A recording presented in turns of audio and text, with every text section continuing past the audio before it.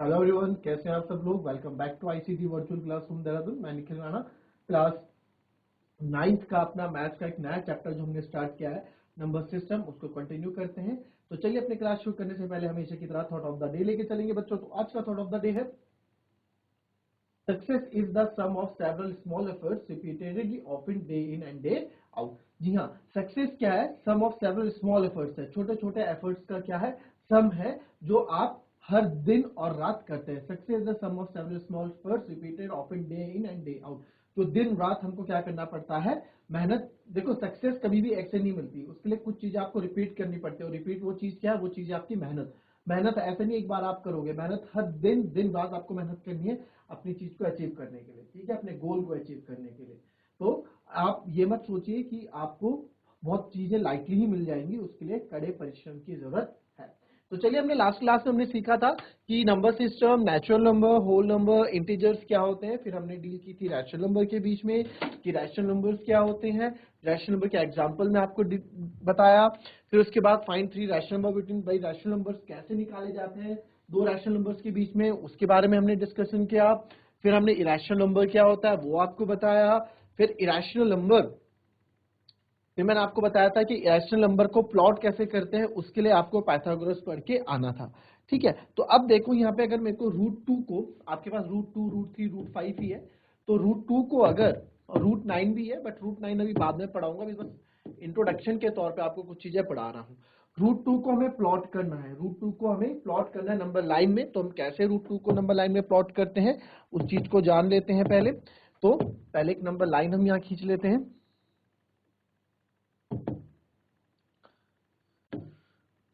तो आपको पता है 0, ये -1, ये -2, और यहाँ पे हम कर देते हैं 1, और यहाँ कर देते हैं 2, यहाँ कर देते हैं 3। तो अब आपको पता है अब √2 या पाइथागोरस का कैसे यूज होगा। आपको पाइथागोरस थ्योरम आपको याद होगी। पाइथागोरस थ्योरम क्या होती है? हाइपोटेनस का स्क्वायर इक्वल्स टू बेस का स्क्वायर प्लस हाइट का स्क्वायर। और यहां से अगर मुझे हाइपोटेनस निकालनी है तो अंडर रूट वो हो जाता है बेस का स्क्वायर प्लस हाइट का स्क्वायर, है ना? यही होता है।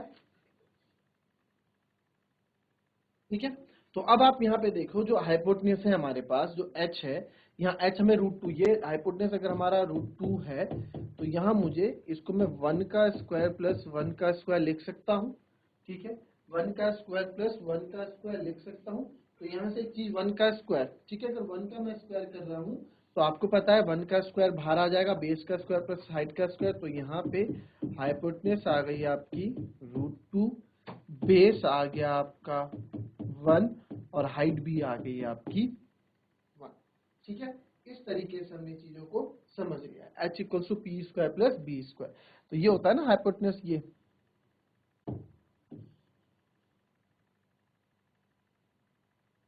90 डिग्री हो गया, ये आपका हाइपोटेनस √2 हो गया, 1 हो गया, 1 हो गया। तो सर इसका यहाँ कैसे यूज करेंगे? तो सबसे पहले एक यूनिट, बेस हमारा 1 यूनिट है, तो 0 से 1 एक यूनिट में क्या जाऊंगा, एक यूनिट हम बेस में जाएंगे। ये हमारा क्या हो गया, इसको कलर चेंज कर देते हैं। ये हमारा बेस, ये हमारा, अरे यार, ये हमारा बेस हो गया 1 यूनिट। ठीक है, ये 1 यूनिट हमारा बेस हो गया। तो ये बेस हो गया। अब आपको, आपने कंपास से 8th क्लास में कंस्ट्रक्शन में हमने सीखा भी है, कंपास से 90 डिग्री, है ना? तो ये पहले इसको लिख लेते हैं, दिस इज अवर बेस, ये बी हो गया।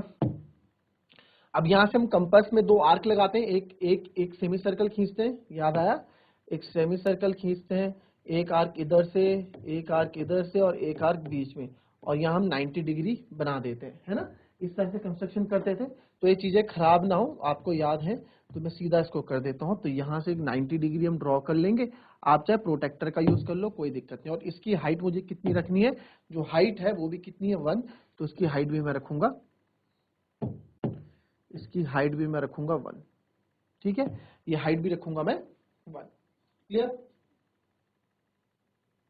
इसको कुछ नाम दे दो। ये आपका पॉइंट है ए, ये पॉइंट हो गया सी, ये पॉइंट हो गया डी।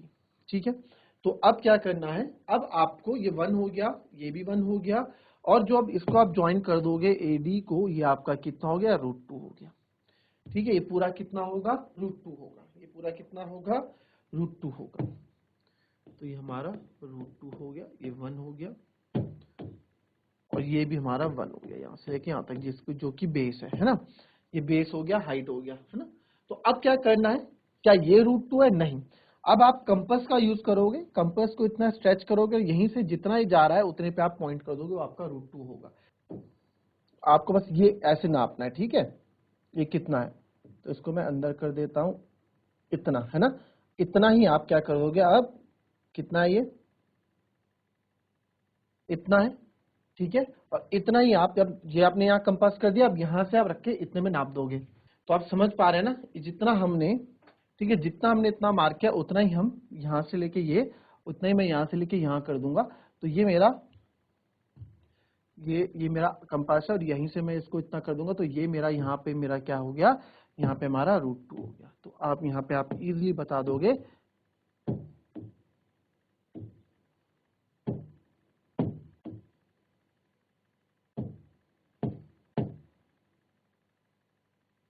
तो यहाँ पे इस पॉइंट को आप n नाम दे दो, ये आपका √2 हो गया। तो इस तरीके से √2 को आपको प्लॉट करना होता है।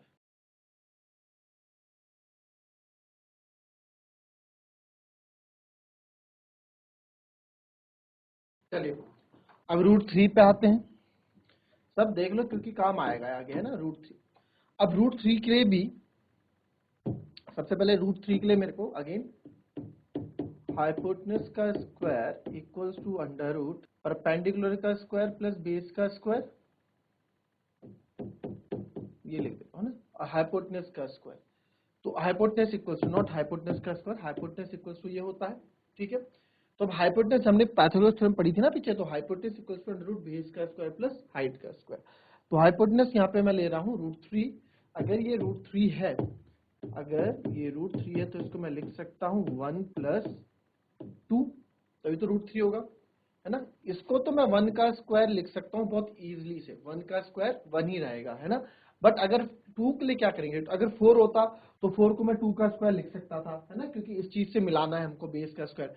तो इसको मैं क्या करूंगा, इसको मैं क्या कर दूंगा, √2 का स्क्वायर लिख दूंगा। √2 का स्क्वायर क्या होता है, 2 ही होता है ना, √2 का स्क्वायर 2 होता है, तो इसलिए 1 का स्क्वायर प्लस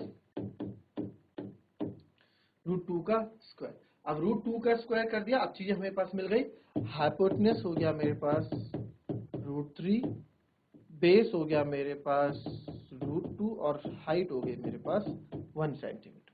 तो कुछ नहीं करना है, अब पहले मुझे बेस √2 लाना है ना, तो वही वाली चीज आप रखोगे बेस के लिए, ठीक है, जो अभी तक हम कर रहे थे। तो बेस के लिए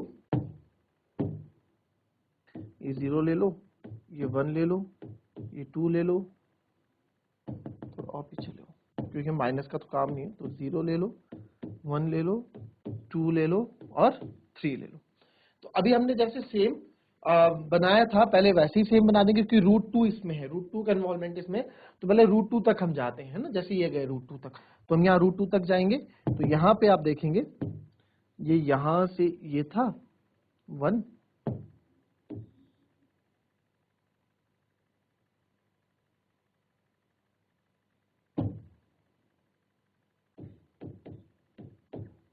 ये √2 था, है ना। अब √2 क्या है, यहाँ पे √2 इस बार बेस है, आप इसको नाम दे दो ABC। तो √2 इस बार बेस है, ठीक है। अब इस बेस से परपेंडिकुलर जो हाइट होगी वो 1 सेंटीमीटर जाएगी। तो यहां से आप क्या कर दोगे, 1 सेंटीमीटर की हाइट और ड्रॉ कर दोगे ऐसे, ठीक है, बिल्कुल परपेंडिकुलरली 1 सेंटीमीटर आप क्या कर दोगे, ड्रॉ कर दोगे, ठीक है। तो जब आप 1 सेंटीमीटर यहाँ ड्रॉ कर दोगे, ठीक है, तो अब यहीं से आप क्या करोगे, ठीक है, अब यहां से, अब आप देख सकते हैं, ठीक है, एक ट्रायंगल ऐसे बनता है, ठीक है, और इसी से आप नीचे मिला दोगे, है ना, ये परपेंडिकुलर है, और इसी से आप नीचे मिला दोगे, ये आपका, ये थोड़ा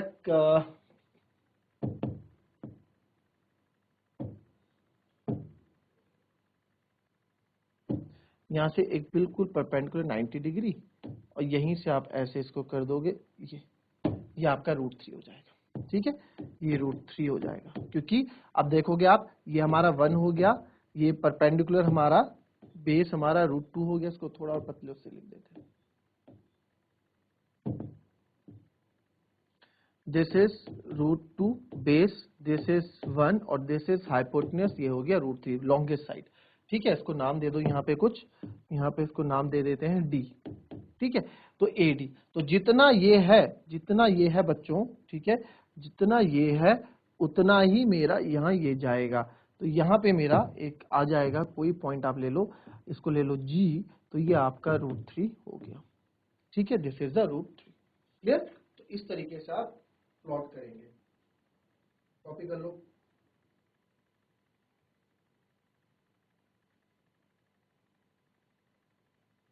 अब सीखते हैं डेसिमल एक्सपेंशन।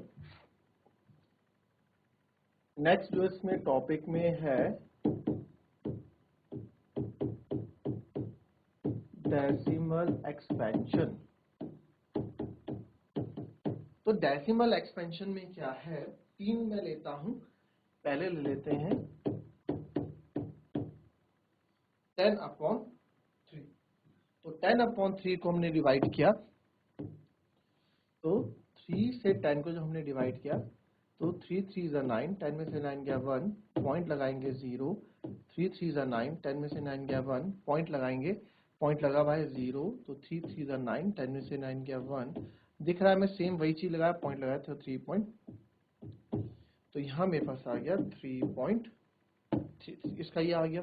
ठीक है, इसलिए सिंपल डिवाइड है, कुछ वो अलग इसमें नहीं है, सिंपल सा इसमें क्या है, डिवाइड है। तो डिवाइड को हम कर रहे हैं। अब दूसरा है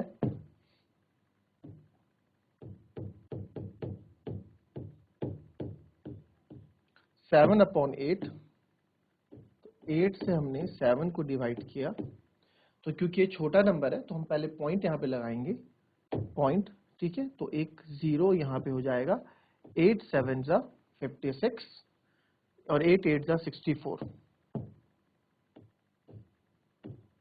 10 में से 4 गए 6, इसको थोड़ा सा चलो तीसरा भी लिखना है ना भी।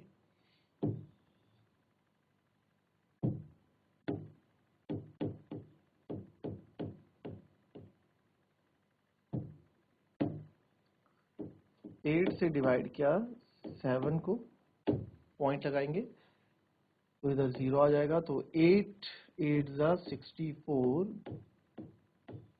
10 में 4 गए 6, पॉइंट लगा हुआ है 0 आ जाएगा। 8 7 ज़ा 56, 10 में 6 गए 4, पॉइंट लगा 0 आ जाएगा। 8 5 ज़ा 40, तो इसका आ गया 0.875। ठीक है, फिर तीसरे इसमें आ जाते हैं।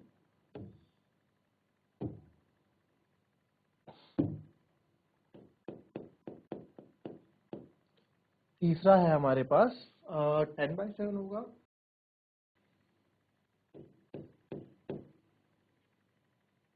है ना, 1/7। तो 1, अब इसके आगे या 0 लगा दो, कोई दिक्कत नहीं है, 0 लगा सकते हैं। ठीक है, 0.875 अच्छा लग रहा तो 0 लगा दिया। तो अब मैं 7 से यहाँ पे 1 को करूंगा, तो पॉइंट लगेगा, यार क्या हो गया,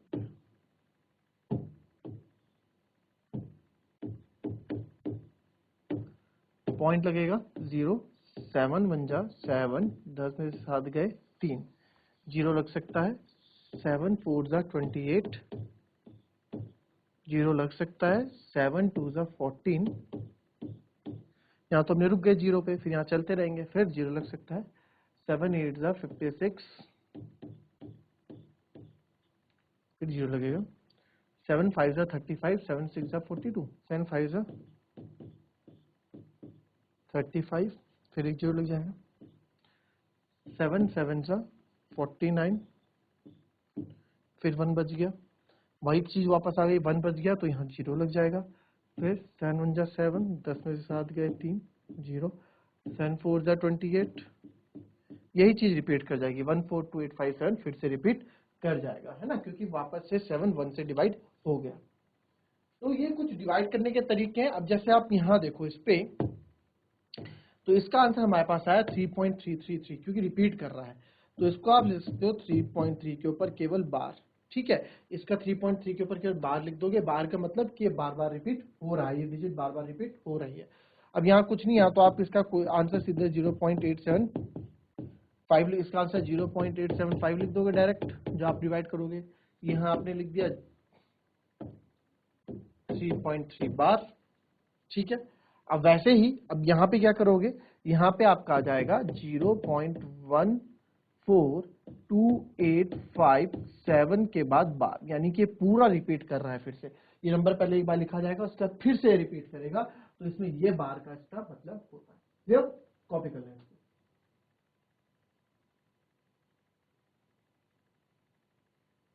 इस चीज को हम बोलते हैं डेसिमल एक्सपेंशन।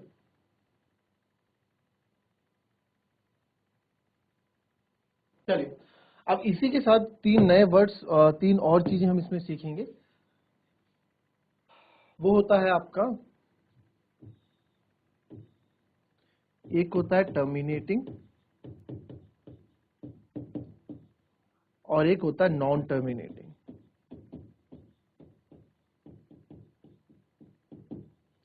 टर्मिनेटिंग क्या होता है, जो टर्मिनेट हो जाता है, टर्मिनेट मतलब जो हट जाता है, यानी जहां रिमाइंडर 0 आपका आ जाता है, जहां पे आपका शेषफल या रिमाइंडर क्या आ जाता है,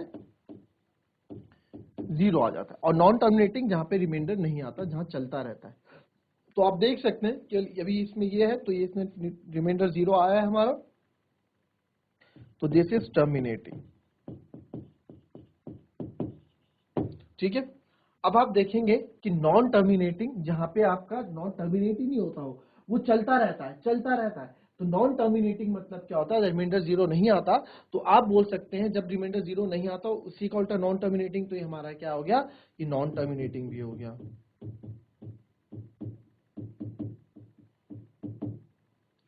वैसे ही आप देखोगे तो ये भी नॉन टर्मिनेटिंग हो गया। यहाँ रिमाइंडर 0 नहीं आया ना, रिमाइंडर 0 आया कहीं, कहाँ आया, चलते ही जा रहा हो, नॉन टर्मिनेटिंग। ठीक है, तो ये तो वर्ड हो गया टर्मिनेटिंग एंड नॉन टर्मिनेटिंग। फिर एक तीसरा वर्ड और इसमें आता है, उसको हम बोलते हैं रिकरिंग। रिकरिंग, रिकरिंग का सिंपल सा मतलब है, रिकरिंग का, रिकरिंग अगर मैं आपको बताऊं तो रिकरिंग का सिंपल सा मतलब होता है रिपीटिंग, रिपीट करना। तो आप देखोगे कि यहाँ पे 3.3 बार बार 3 बार बार रिपीट कर रहा है ना, तो आप इसे लिखोगे it is non terminating and recurring. ये क्या नॉन टर्मिनेट है और रिकरिंग है।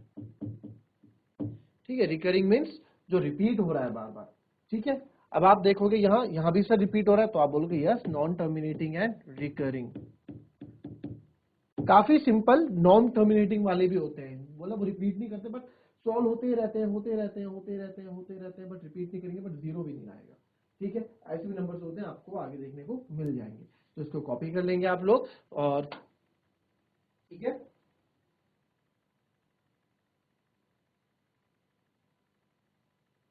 ठीक है, तो this is terminating, non terminating and recurring, ये हमने सीखा। ठीक है, इसको आप थोड़ा ध्यान रखना, ये वर्ड्स कभी कभार ऑब्जेक्टिव टाइम में पूछ ले जाते हैं कि बताइए नॉन टर्मिनेटिंग है, टर्मिनेटिंग है, रिपीटिंग है, रिकरिंग है। ठीक है, बाकी कल हम नॉन रिकरिंग के बारे में थोड़ा और सीखेंगे, थोड़ी नई चीजें और जानेंगे, और जल्द से जल्द इस चैप्टर को शुरू करेंगे। तो चलिए अपनी क्लास आज यहीं समाप्त करते हैं, मिलते हैं आपसे कल की नेक्स्ट क्लास में। तब तक के लिए be happy, be healthy and be safe. Thank you and have a nice